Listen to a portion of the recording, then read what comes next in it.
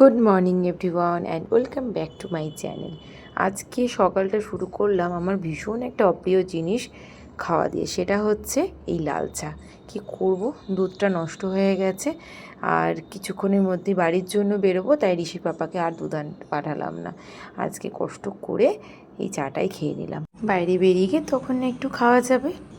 আর এদিকে ঋষি রেডি হয়ে গেছে, আমাকে তো তাড়া দিচ্ছে যে কতক্ষণে রেডি হবে মাম্মি তুমি, কারণ বাড়ি যাওয়ার ওর একটা আলাদাই আনন্দ রয়েছে।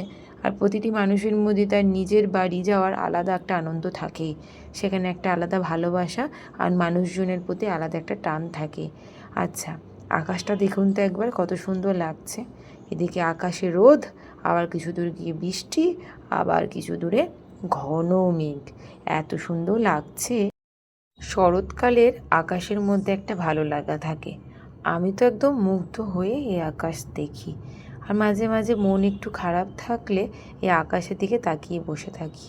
কি সুন্দর লাগে, একদম শান্ত স্নিগ্ধ হয়ে যায়। মাঝে একটু চা খেয়ে বাড়ির দিকে রওনা দিলাম। বাড়ি এসে লাঞ্চ তো হয়েছেই, আর তারপরে রেস্ট নিয়ে একদম বিকেলে ব্লগটাকে কন্টিনিউ করছি। আর এদিকে ঋষির এখন চলছে টেস্টি টেস্টি ডিম টোস্ট খাওয়ার পর্ব। আজকে যেহেতু ষষ্ঠী, তাই আমি আজকে আর আমার নিজের জন্য নিরামিষ ভাত রান্না করিনি। ঋষির আবদার ছিল সে আজকে ডিমের অমলেট, ও ঋষির পাপার ইচ্ছে ছিল সে মাছ ভাজা দিয়ে ভাত খাবে, তাই ওদের জন্য রান্না বান্নাটা করলাম। আর আমি আজকে একটু মুড়ি খেয়েই কাটিয়ে দিলাম দুপুরটাকে। খাওয়া দাওয়ার পর্ব তো চলছেই, আর তারই মাঝে তার পিসুমণি এসে এই খেলনা বিছানায় সাজিয়ে দিয়ে গেছে। আর এনারও খাওয়া শেষ হতে না হতে চলে এসছে খাটে। ব্যাস, খেলনাপাতি নিয়ে এখন রান্নাবাটি খেলা হচ্ছে। আমি তো জীবনেও দেখিনি যে ছেলেরা এক হাতে গাড়িও চালায় আবার রান্নাবান্নাও করে।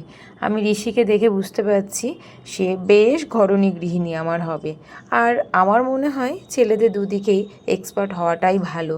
শুধুমাত্র সে বাইরের কাজ করবে আর বাড়ির কাজে বাড়ির মানুষগুলোকে হেল্প করবে না, এ আবার কেমন কথা? বাড়ির মানুষে বাড়ির মানুষকে হেল্প করাটাই নর্মাল ব্যাপার। যাই হোক, একদম রাত্রে ডিনার করে ঋষি এখন চলে এসছে খাটে, ঘুমাবে, তাই তার এসি অন হচ্ছে। সত্যি আমি আজকে ভীষণ ক্লান্ত, তাই সকলকে তাড়াতাড়ি জানাই গুড নাইট।